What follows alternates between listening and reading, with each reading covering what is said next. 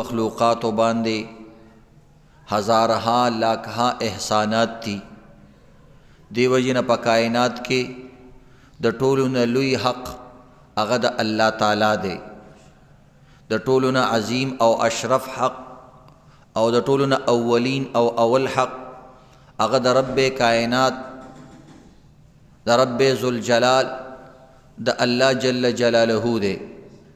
د دنیا څومره څیزونه دي، څومره اشیاء دي، دا ټول الله ته محتاج دي۔ انسان دنیا کې موجود هم نو، الله موجود کړو۔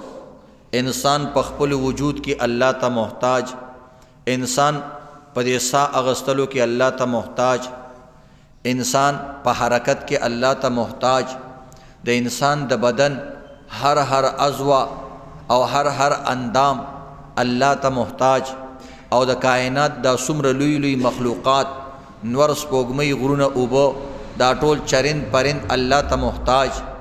او دا شان انسان په خپل مرګ کې الله ته محتاج۔ بعض وخت کې انسان خودکشي کوي او ځان وجني نه مړ کیږي، او دماکه وشي دا بچ شي، او د بلډینګ نه راپریوزي دا مړ نشي، او زهر استعمال کی او بچ شي، او ګولۍ استعمال کی او بچ شي۔ انسان په خپل مرګ کې الله ته محتاج۔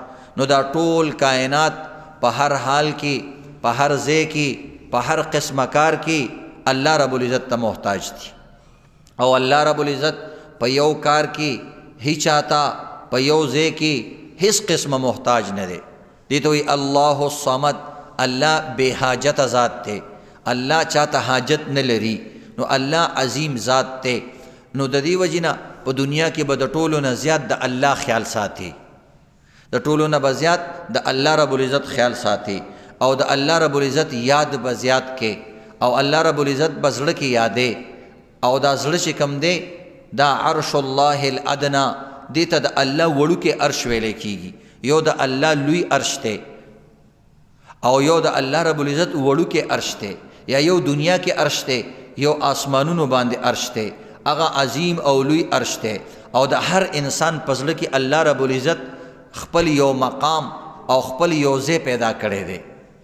داسې نه چې حقیقي هلته الله کینی، خو الله هغې ته نسبت کړی دی چې دغه ځای کې به زما یاد ساتي، دا مقام او دغه ځای به بل چاله نه ورکې، او دغه کې به اکثر زیما زیات به زیما، څنګه چې الله رب العزت بیت الله ته نسبت کړی چې زما کور دی۔ مطلب دا دی که تاسو ما سره د ملاقات خواهش لرئ، نو دلته راځئ، نو تاسو ته به تسکین ملاویږي زیات، ځکه په هغه ځای باندې د الله انوارات زیات دي، په هغه ځای باندې د الله تجلی زیاته ده، هغه ځای ته د الله رب العزت توجه زیاته ده۔ نو چې کله انسان هغه ځای ته لاړ شي، نو الله رب العزت انسان ته سکون او اطمینان نصیب کی۔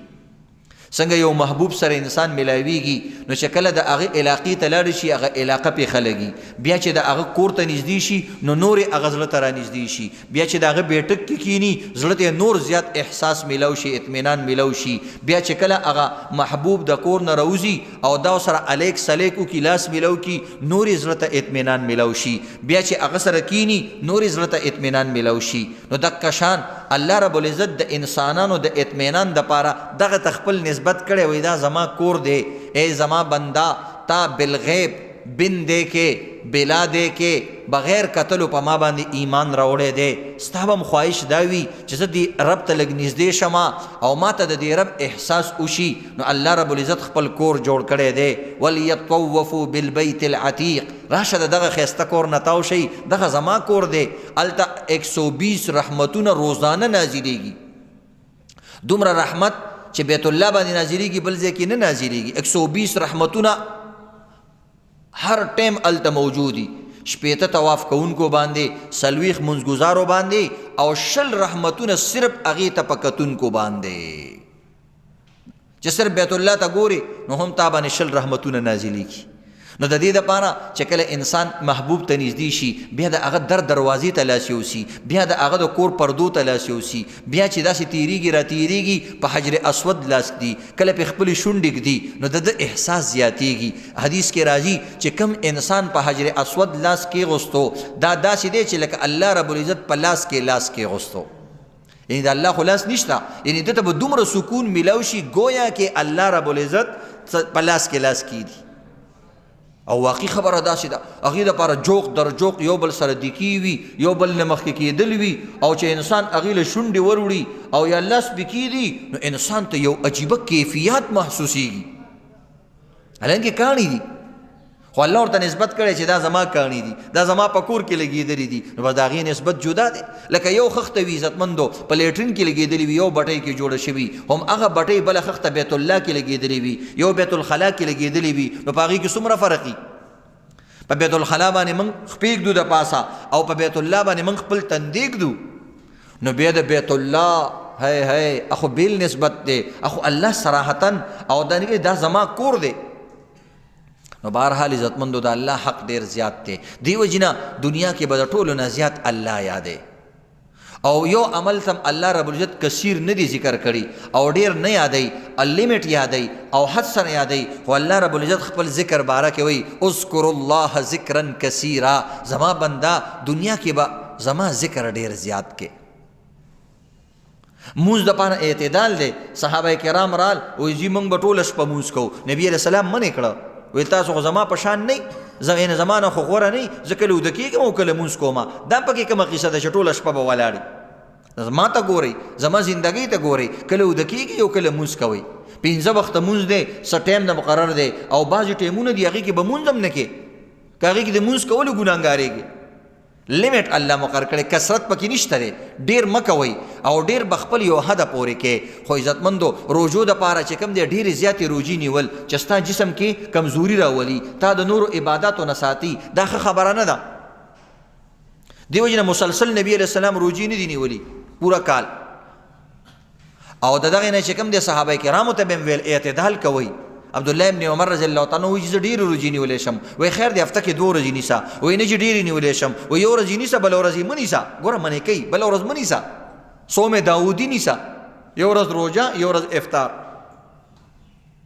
بیا وایي چې زه ډېر طاقت لرم نبي اسلام ورته تکړه شه بیا اخر عمر کې وایي کاش چې ما د نبي اسلام خبره منلی وی دا خو انسان کمزوري شي بیا طاقت نه نو ګوره حج کې لیمټ دی یو حج فرض دی بس بیا که ته څومره حجونه کې فرض نه دي ځکه الله رب العزت یو لیمټ مقرر کړی چې چا باندې بوج را نشي چا باندې که هر کال حج فرض وي نبي اسلام چې د حج خبره کوله یو صحابي ویل چې هر کال فرض دی ویل قلار شه ویل ته بوسونه مه کوه د مونځ په شان به باندې اوس دام فرض شي ویل نه عمر کې فرض دی لیمټ دی یو حد دی محدود دی خو چې کله د الله د نوم نمبر رالی کله د الله د ذات نمبر رالی کله د الله د ذکر نمبر رالی الله لیمټ مقرر نه کړو اذکروا الله ذکرا کثیرا بنده زه درته ښیم که نه چې کوم کار به ډېر زیات کې هغه دا کار دی چې زما ذکر به ډېر زیات کې نور کارونو دپاره اوقات تعداد خو د دې دپاره نه نو الله ذکر ولذکر الله اکبر الله زما ذکر په ټولو څیزونو کې لوی څیز دی ذکر مانا د الله یاد چې ستا زړه کې الله پروت دی ذکر نه مراد عموما صوفیه کرام ذکر قلبی علی چې ستا زړه کې الله موجودی دست بکار دل بیار کار بم کې دکان کې بم په زړه کې دی الله نو دا ستا ذکر دی او نه که په زړه کې دی نه او په زړه کې دی غیر پروتي نو بس بیا هغه ذکر اعلی مقام نه دی دین عبدالقادر جیلانی رحمت الله علیه لیکلی چاته تاسو کو چې اسم اعظم کم یو دی اسم اعظم هغه نوم دی د الله حدیث ترمذی کې راځي چې کله انسان د الله دغه نوم ووایي او ویل ولي چې کومه دعا کوي الله رب العزت قبلای نو هغه نه چاته تاسو کو نو په دې کې اختلاف دی څنګه چې لیلۃ القدر کې اختلاف دی اسم اعظم کې اختلاف دی چې کومه جمله ده د الله کوم نوم دی خو عبدالقادر جیلانی وی د الله هر نوم اسم اعظم دی خو په دې شرط سره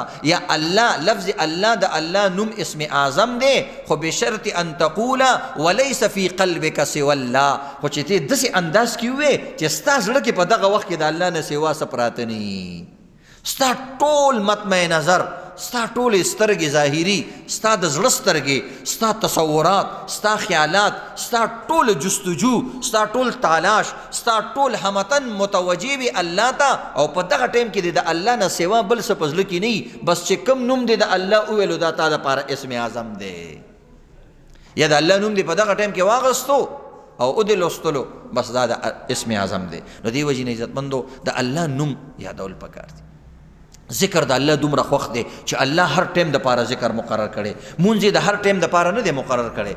ماردل باس ټیمونو کې مونځ نشته. د حج احکامات تی عام ورځو کې نشي کولی چې انسان وایي زه حج لزم، نه عمرې لتلی شي حج له نشي تلی. ټیم مقرر دی. کال نه مخکې زکات ورکولی شي خو تا باندې لازم نه دی. نو خو د ذکر دپاره عزتمندو الله یو ټیم کې ممانعت نه دی راوستی. تر دې پورې یو انسان اودس نشته دی، اودس نشته دی، ناپاک دی، دا وایي یا الله زه ستا نوم اخیستل غواړم. هغه وایي زما بنده بس ټیک ده، ستا زړه پاک دی، که اودس دې نیم شته نو زما نوم اخلا. تا ته اجازت دی. یو انسان دی وایي زه غسل کیما، غسل کیما، قرآن تلاوت ما ته بند دی، مونځ ما ته بند دی، طواف ما ته بند دی، او دا څیزونه ما ته بند دي. نو یا الله زه څه کولی شم؟ وایي الله وایي زما بنده راشه زما ذکر کوه، په حالت غسل کې زما نوم اخیستلی شي. دومره تعمیم پکې الله راوستی دی. الله الله چې انسان ذکر کې دا کولی شي. بعضې ښځې به بیمارې وي ماهواري به ذکر هم نه کوي. نه، د الله نوم تر دې پورې عزتمندو چې ته باتروم ته ځې، باتروم ته چې ځې د ټولو نه ګنده ځای دی. بیت الله ته چې راځي د ټولو نه صفا ځای دی. بیت الله ته چې را دننه کېږي الله وایي پهله زما ذکر وکړه. اللهم انی، اللهم اے زما الله. ګوره د الله نوم چې کله واپس وځي بنده زما د کور نه وځي خو بیا په ذکر باندې وځه. اللهم انی اسألک، یا الله زه تا ته سوال کوم. بیا د الله ذکر رانوتو کې د الله ذکر، او بیا چې دلته مونځ ته ودرېږي بیا پکې د الله ذکر، چې وځي بیا د الله ذکر، بیا ته کور ته لاړ شي باتروم ته دننه کېږي، کور ته دننه کېږي، کور کې بیا اللهم انی، یا الله زه کور ته داخلېږم ستا په نوم باندې، بیا د الله ذکر.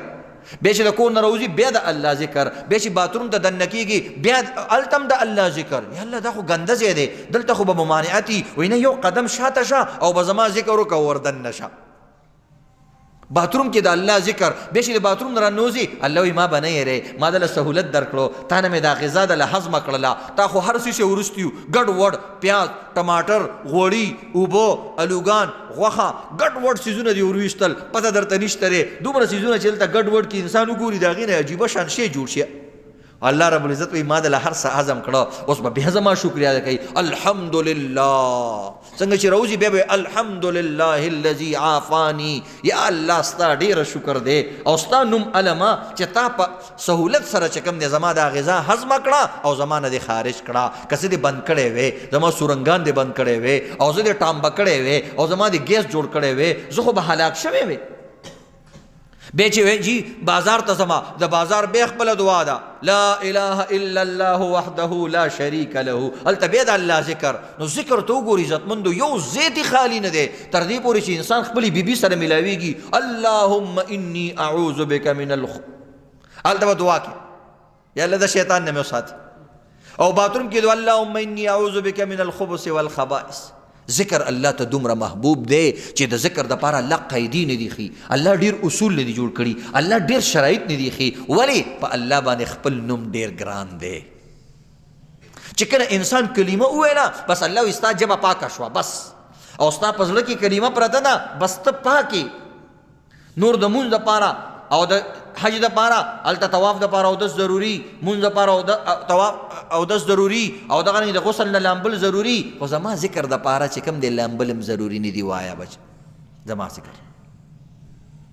نو دی وجې نه فذکرونی اذکرکم، ای زما بنده یو فضیلت درته بیانومه، زما ذکر څومره اعلی دی. کوم وخت چې ته زما تذکره کې نو ای زما بنده خوشحاله شه زه ستا تذکره کومه. د دې نه لوی فضیلت نشته. انسان په اخبار کې بیان راشي بار بار خلکو ته ښیي، او دا شان عزتمندو ناظم صاحب سره او وزیر اعظم سره تصویر وباسي خلکو ته ښیي زما تصویر راغلی دی. یا بیا یو کس چې کوم دی وزیر اعظم په خپل سپیچ کې یاد کی یاره پلانې سړی زمونږ ډېر ښه کارکن دی. اوهو دا خلکو ته وایي نن زما وزیر اعظم تذکره وکړه، نن زما صدر صاحب گورنر تذکره وکړله. سوچ کوه عزتمندو چې رب کائنات د کوم انسان تذکره کوي نو د ده نه به عظیم کس څوک وي. داسې تذکرې نه به اعلی تذکره صحیح. شاهنشاه د ټولو نه لوی شاهنشاه، د ټولو نه لوی ملک الاملاک، د ټولو بادشاهانو بادشاه، او د ټول انسانیت واکدار، د ټول مخلوقات واکدار چې د چا تذکره وکړي به څومره لوی انسان. نو د ټول لوی فضیلت دا دی. دیو یو بزرګ نه چا تپوس وکړو د ذکر خبرې کولې، هغه خلکو ته وویل وایي ما ته هغه ټایم معلوم دی چې کله الله زما ما یادوي، چا ورته تا ته څه پته ده چې الله تا یادوي؟ تا ته څه پته ده؟ هغه وایي ما څه قرآن کې دلیل دی، فذکروني اذکرکم. الله وایي بنده کم ټایم کې چې ته زما ذکر کې بس پوه شه په دقه ټایم کې زه هم تا یادوما. نو زه چې د الله ذکر یاد کم بس الله ما یادوي، دقه ټایم دی ما ته معلوم دی. نو که یو انسان د الله په ذکر کې ځان راوستل غواړي، د الله په یاد کې ځان راوستل غواړي چې په فرشتو کې زما تذکره وشي، دی وجې نه الله رب العزت وایي ان ذکرتنی ذکرتک فی ان ذکرتنی فی نفسک. ای زما بنده چې کله ته ځان له ما یادې، ذکرتک فی نفسی، زه بیا ځان له ځای کې تا یادوم. وَإِن ذَكَرْتَنِي فِي مَلَئٍ، او که ته خلقو کې ما یادې، نو الله رب العزت وی د دین اعلی خلقو فی ملئ خیر منه، د دین اعلی خلقو کې فرشتو کې زتا یادوما. او الله وی زه ډېر غیرتي ذات یم. ای زما بنده ته مخلوق یې، زما تا ته حاجت هم نشته، ستا په هر سیکنډ کې ما ته حاجت دی، خو زه بیا هم ډېر قدردان شاکر علیم، زه ډېر قدردان یم، ځکه تا سره ستا د معاملې نه زیاته کومه، حاجت مې در سره نشته خو قدردان یم. بعض وخت یو انسان د چا سره ښه کوي نو د دې وجې نه کوي چې د هغه نه مجبور وي چې دا خو سره ځکه کوم چې سبا ما سره ښه وکړي. او بعض وخت کې د یو انسان چاته بالکل حاجت نه وي خو د هغه سترګو کې حیا وي، هغه شکرګزاري قدردان کسي. نو که یو وړوکی ماشوم هم هغه سره ښه وکړي دا د هغه شکریا ادا کوي. نو الله رب العزت وایي شاکرون، زه ګورې قدردان ذات یم، زړه کې دې دا رانشي چې د الله ما ته حاجت دی. تاسو ان اولکم و آخرکم و انسکم و جنکم و رطبکم و یابسکم، تاسو ټول په ټول باندې د اوبو والا، د خشکی والا، انسانان او جنات او ژوندي او مړي ټول خلق راجمع شي. کانوا علی اتقى قلب رجل واحد منکم ما زاد ذلك فی ملکی شیئا. او تاسو ټول په ټول باندې متقیان شئ، د سترګې د رب عمره هم نافرمانی نه کوي. نو الله یاد ساتئ زما په سلطنت کې څه اضافه نشي کولی، زما خو هیڅ هم نشي کولی، خو بیا هم الله وایي زه قدردان ذات یم.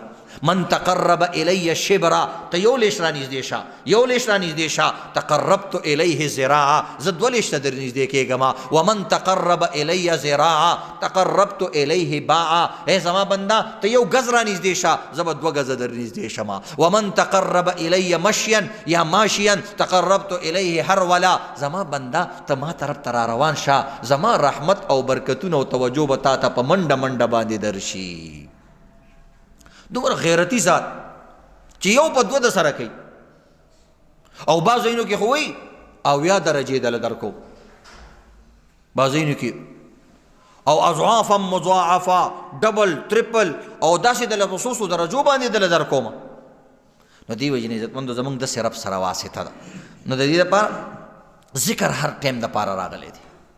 نن د ټولو نه زیات عزتمندو بخل او د ټول نه زیات ظلم موږ د الله ذکر سره کوو.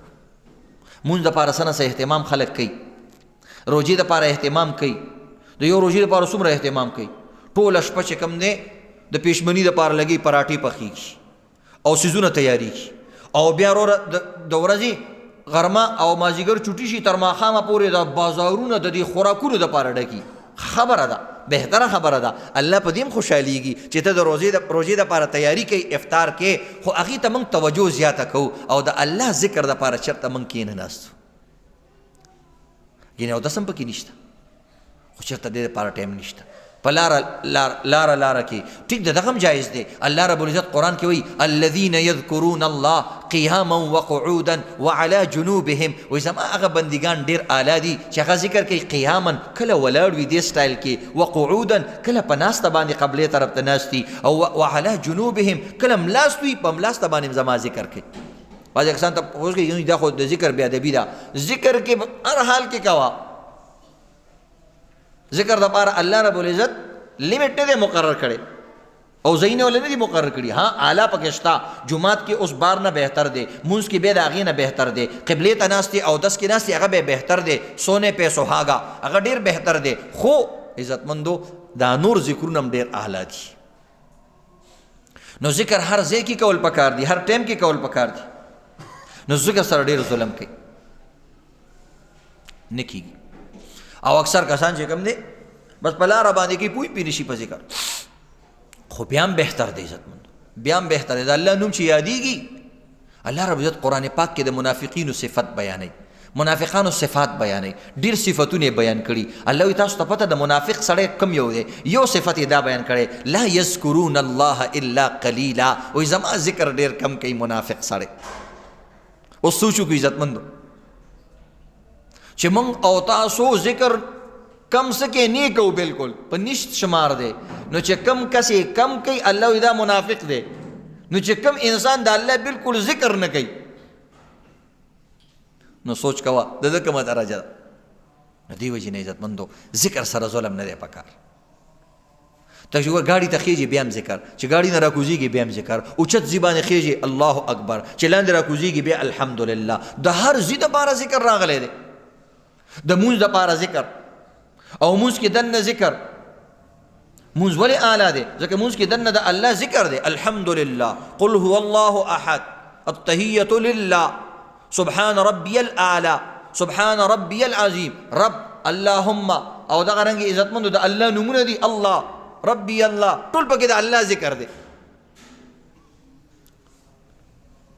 نو ذکر ډېر لوی چیز دی. او دغه رنګې حدیث پاک کې راځي چې کم انسان ذکر کوي الله رب العزت پیغمبر فرمای مثل الذی، د هغه انسان مثال یذکر الله چې هغه د الله ذکر کوي، او د هغه انسان لا یذکر الله چې هغه د الله ذکر نه کوي. مثل الحی والمیت، وایي دا په مثال د مړي او د ژوندي دی. چې کم انسان زما ذکر کوي الله رب العزت وایي دا ژوندی دی، او چې کم انسان ذکر نه کوي زما الله رب العزت وایي دا سره د روح نه چې کم دی مرده دی او مړی دی. ګوره الله رب العزت انسان ته مرده ویلی. مرده څه ته وایي؟ چې د چا په کار نه راشي. الله وایي دا د چا بېکاره پرزه ده. مرده څه ته وایي؟ چې انسان مړ شي، ښځې ته وایي تا ورسره 15 کاله تېره کړي دي، یو شپه ورسره ځان له نه کې ښه مزېدار ځان له ورته وجاړه او ځان له ورسره فراق وکړه. وایي نجي دی نو خو زه یېرېږم. پلار ته وایي ته ورسره ځان له سملې، وایي نه بس مړ شو، بس پرېږدی کارونه یې پرېږده، څه پې کوو. دې ته مړی وایي چې بیا تې خلک یېرېږي. نو الله رب العزت وایي چې کم انسان ذکر نه کوي وایي د ده مثال د دقې مړي دی، دا د چا په کار نه راشي. نو سوچ وکړئ دا د الله ګیري دي، د خپل پیغمبر په ژبه کړي دي. وایي ذکر نه کوونکي خلک چې کم دي دا داسې دي لکه مړي. او دا شان دغه کې یو حدیث کې راځي وایي جنتیان به د یو څیز ارمان هم نه کوي سوا د دې خبرې نه چې په دنیا کې د دوی یو ساعت داسې تیر شوي چې په هغې کې د الله ذکر نه یې کړی. د ذکر ارمان به کوي. ګوره داسې نه چې د مونځ ارمان به کوي، د زکات ارمان به کوي، د حج ارمان به کوي. وایي چې ذکر یې په کم ټایم کې نه کړی، د هغه ټایم به چې کوم دی دا جنتیان ارمان کوي چې کاش ما دې ټایم کې ذکر کړی. او دا شان عزتمندو چې کم ځای کې ذکر کېږي په هغه ځای باندې او په هغه خلکو باندې فرشتې فخر کوي او د الله په دربار کې هغوی یادېږي. او الله فرشتو نه تپوس کوي څه دپاره ناستو؟ وایي دا چې کوم دی ستا یاد دپاره ناستو. نبي علیه الصلاة والسلام یو ځل راووتلو، صحابه کرام ناستو، نبي علیه السلام ورته وایي څه ته ناست یئ؟ وایي چې د الله په مینه کې ناست یو. وایي سم کول؟ وایي د الله ذکر هم کوو. نبي علیه الصلاة والسلام ورته فرمایي چې ما د تهمت د وجې نه تاسو نه تپوس نه دی کړی چې تاسو به څه غلط کار باندې او غلط نیت او ارادو سره بناستې. ما تپوس ولې وکړو؟ وایي یا رسول الله ولې دې تپوس وکړو؟ ناشنا کار دې وکړو. وایي ما تپوس د دې وجې نه وکړو چې اوس جبریل راغلی و او ما ته وویل چې په آسمان کې الله رب العزت او فرشتې په دې خلکو باندې فخر کوي. نو زه حیران شوم چې دا کسان څه عمل کوي. نو تهمت د وجې نه مې تپوس ونه کړو، صرف د دې وجې نه چې تاسو کم عمل کوئ چې تاسو په اسمانونو کې یادېږئ. نو تاسو نه مې تپوس وکړو، تاسو وایئ چې موږ د الله ذکر کولو. نو د الله ذکر دومره لوی چیز دی عزتمند. نو دې وجې نه او یو حدیث کې راځي چې د قیامت ورځ به سخته ورځ به تاسو ته ټول د قیامت احوال معلوم دي. د انسان د یو اندام نه به خولي روزي او څوک به تر ګونډو پورې او ګټنو پورې په خولو کې ډوبي، څوک تر نافه پورې به نومه پورې ډوبي، څوک به تر پوزه سترګو پورې ډوبي. سخت حالات به د نفسي نفسي آوازونه به یا الله ما وبخي، د بل چا سوال نه کومه، د لور زوی سوال نه کومه، د پلار تپوس نه کومه، سفارش نه کومه، یا الله صرف بس ما پار کې زما بیړه پار کې د بل چا تپوس نه کومه. نبی علیه الصلاة والسلام فرمایي په دومره سخته ورځ باندې به د قیامت په ورځ باندې بعضې کسان د نور په منبرونو باندې ناستی، د نور په منبرونو باندې به ناستی. او بیا وی لیسو بی انبیاء ولا شهدا، دا به پیغمبران او شهیدان نه. پیغمبران او شهیدان خو اسم لوی مرتبه والا دي، که انسان وی چې دومره لوی دی پیغمبر به شهید به نبی علیه السلام وی نه پیغمبر به نه شهید به نه، ځکه دا دوه مرتبې ډېرې اعلی دي، دوی ته خو به هسې هم اعلی مرتبې میلاویږي. نبی علیه السلام ویلي پیغمبران به هم نه شهیدان به هم نه. یا رسول الله دا به څوک وي؟ وایي دا به هغه خلک وي چې د مختلفو قبیلو والا خلک وي، د مختلفو ژبو والا خلک وي، او په دنیا کې د الله د ذکر دپاره را جمع شوي وي. څنګه چې دنیا کې دي د خلکو نه ځان بیل کو، چا ویلی زما دکان دی ما سره د ذکر ټیم نشته، چا ویلی چې زما پټی دی ما سره ټیم نشته، چا ویلی چې زما د بچو څه کار دی زه هغه پسې ځم، چا ویلی زما د ښځې کار دی زه هغه پسې ځم، چا ویلی زما د خامن کار دی هغې پسې ځم، چا ویلی زمونږ پوله پټی دی هغې پسې ځم. هغوی هلته لاړ. دا کسان چې کوم دی پوله یې پرېغوسته، بچي څه ټیم دپاره پرېغوسته، دکان یې څه ټیم دپاره پرېغوستو، د الله در ترال او د الله ذکر کې مشغول شو، نو الله رب العزت څه کار وکړو؟ د قیامت په ورځ به ټول خلک په خپلو عملونو کې مشغول وي، او الله رب العزت به دوی د نور په منبرونو باندې کېنوي. نو اصل کامیابي دا ده چې د قیامت پر ورځ انسان ته کامیابي میلاو شي. نو بهرحال عزتمندو حدیث کې راځي وي د الله ذکر داسې کوه چې تا ته خلک ریاکار ووایي، ریاکار درته وایي، یعنې دومره زیات کوه. خلک وایي مړه دلته هم ذکر او هلته هم ذکر او هلته هم ذکر، هسې ځان ښیي. وایي د الله ذکر داسې کوئ. یا تاسو ته خلکو مجنون وایي، مړه تا خو لیونی دی، د دې ذکر نه بغیر د ده څه کار نشته، چې چرته وګوري لاس کې تسبیح دي، چې چرته وګوري او ژبې خوځېږي، دا څه عجیبه لیونی کس دی، بل کار یې نشته، دکان کې ذکر، په لاره ذکر، دومره ذکر. نو دې وجې نه عزتمندو خو البته چې کوم سړی شروع نه ذکر سټارټ کوي لږ ترتیب سره، لږ لږ لږ لږ لږ لږ په ورو ورو زیاتوي، او دې سره بادام او سرم غوړی ډېر ذکر هغه انسان دپاره چې کومه مشینري د څومره کار عادت یې هغونه کار به تیاري. بعض وخت عام کسان یکدم لکونو پیرې ذکر شروع کړي، نو نه وایي دا ملیان ټول داسې کوي که نه، نو زمونږ مشینري خو عادت شوې ده دې سره، تراو کې مونځ هغه قرآن او په مونځ کې قرآن، ځان له قرآن، مدرسه کې قرآن، چا نه اوري قرآن، زمونږ خو کار هم دا دی. نو زمونږ هغه مشینري ورسره عادت شوې ده، نو مونږ چې څومره ډېر کوو نه خرابېږي. عام کس به ترتیب سره، یو عالم سره، یو پیر صاحب سره، اهل حق سړي سره، هغه نه به ترتیب علي چې زه څومره ذکر کوم، ابا پیله دومره کوه، که هغې کې تا ته څه محسوسېږي هغه سره مشوره کول. نو دې حوالې سره انشاءالله موږ هم یو نیت کړی دی. اکثر چونکې زما ډېر زیات فالورز دي او دغه دي، نو هغوی او پیرانو کې اکثر داسې پیران دي چې هغوی مسایلو باندې نه پوهېږي، هغوی صرف ذکر باندې پوهېږي، او دې وجې نه یو سړي ته د ډېرو مسلو ضرورت وي، کله د ذکر مسله، کله د مونځ مسله، کله د بل.